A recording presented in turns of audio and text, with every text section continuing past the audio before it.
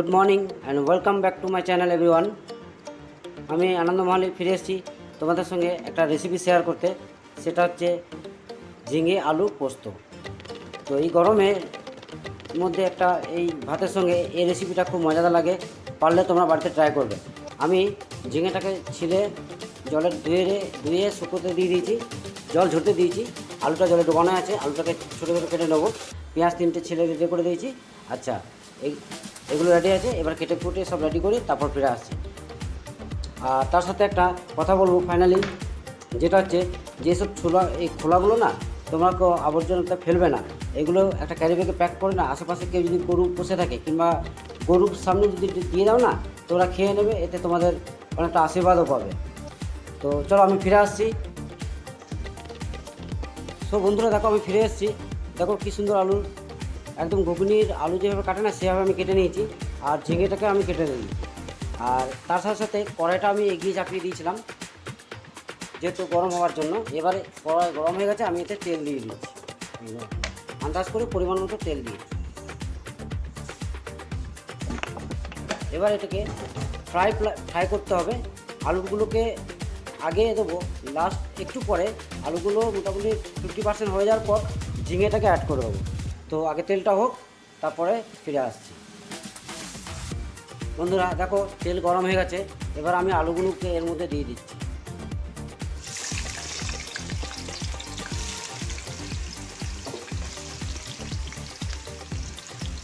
আলুগুলো দিয়ে দিচ্ছি, দিয়ে একবার নেড়ে চেড়ে রেখে দেবো, দিয়ে ফিরে আসছি। ফিরে এলাম বন্ধুরা কিছুক্ষণ পর। দেখো ঢাকনা সরিয়ে দেখে নিচ্ছি, মিনিমাম 50% হয়ে গেছে। এবার কেটে রাখা ঝিঙেটা দিয়ে দেবো। আলুটা আগে দেওয়ার কারণ হলো আলুটা সেদ্ধ হতে দেরি হবে, তো ঝিঙেটা দিলেই সেদ্ধ হয়ে যাবে, কিন্তু আলুটা সেদ্ধ হতে লেট হবে। তার জন্য আমি আলুটা এগিয়ে থেকেই দিয়ে দিলাম। এবার কেটে রাখা ঝিঙেটার মধ্যে অ্যাড করে দিচ্ছি। আচ্ছা, তার সাথে অল্প একটু হলুদ মিক্স করে দিচ্ছি। আর স্বাদ অনুসারে লবণ দিয়ে দেবো।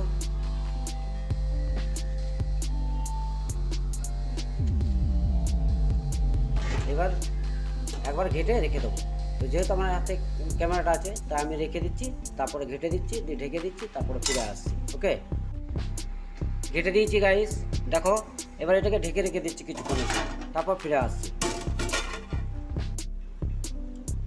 ফিরে এলাম বন্ধু, দেখো।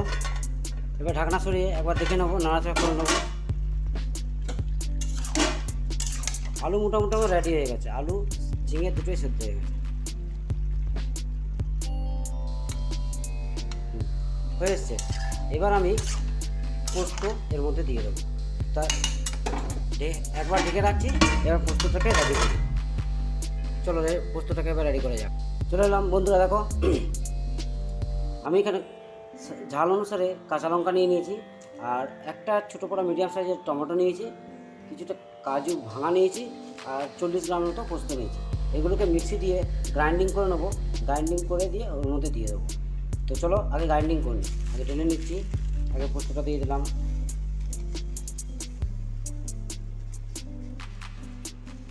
তারপরে টমেটোটা দিয়ে দিলাম, কাঁচা লঙ্কাগুলো দিয়ে দিচ্ছি, সব শেষে ভাঙা কাজুগুলো দিয়ে দিচ্ছি। এখন ব্যাপার হচ্ছে, আমি টমেটোটা দিলাম এই কারণে, কেননা যদি আমি টমেটো না দিই তাহলে আমাকে জল প্রয়োগ করতে হবে, কিন্তু জল দিলে ভালো লাগবে না। যার জন্য আমি টমেটোটা দিলাম। টমেটোটা দিলে কালারটা একটু চেঞ্জ হয়ে যাবে। তো চলো বন্ধুরা, এটাকে মিক্সি করে ফেলি, তারপরে ফিরে আসি। ঢাকনা রেখে দিলাম। পোস্ত মিক্সি করে ফেলেছে, একদম গ্রাইন্ডিং করে ফেলেছে, দারুণ একদম মিহি হয়ে গেছে। এবার ঢাকনাটা সরিয়ে নিলাম, যেহেতু আমার আলু আর ঝিঙে রেডি হয়ে গেছে। এবার এটাকে দিয়ে দিচ্ছি, এটা দিয়ে ঘেটে নেড়ে রেখে দেবো 2 মিনিটের জন্য, তাহলে আমার ঝিঙে আলু পোস্ত রেডি। তো বন্ধুরা, আমি আগে ঢেলে নিই, যেহেতু এক হাতে ক্যামেরা আছে, তো আমি এটা ঠিক ঢালতে পারবো না হলে। তো ঢেলে নিই, তারপরে ফিরে আসছে। ওকে, দেখো বন্ধুরা, সম্পূর্ণ ঢেলে নিয়ে একবার ঘেটে দিয়েছি। দেখো কী সুন্দর দেখতে লাগছে, যেমন দেখতে তেমনি টেস্টিও হবে এবং খুব খেতেও খুব ভালো লাগবে। তো বন্ধুরা পারলে বাড়িতে এটা ট্রাই করবে অবশ্যই।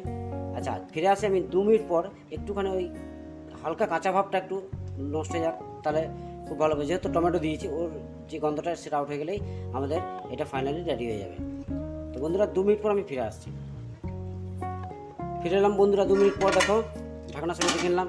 দেখো আমার ঝিঙে আলু পোস্ত রেডি। নামানোর আগে লবণটা চেক করে নেবে, যাতে কম বেশি না হয়। কেননা এই শুকনো শুকনো যেগুলো সবজি বানানো হয় না, সেগুলোতে মানে ইয়েটা আন্দাজ করা যায় না লবণটা। তাই আমি আগে অল্প দিয়েছিলাম, নামানোর আগে আবার চেক করে নিলাম, দিয়ে অল্প একটু নুন দিয়ে দিলাম। তো ফাইনালি আমার রেডি। এবার গ্যাসের ফ্লেমটা বন্ধ করে দেবো এবং ঢেকে দেবো, নামিয়ে নেবো। তো গাইজ, ভালো লাগলে আমার চ্যানেলটা লাইক, কমেন্ট এবং শেয়ার এবং সাবস্ক্রাইব করে দেবে প্লিজ।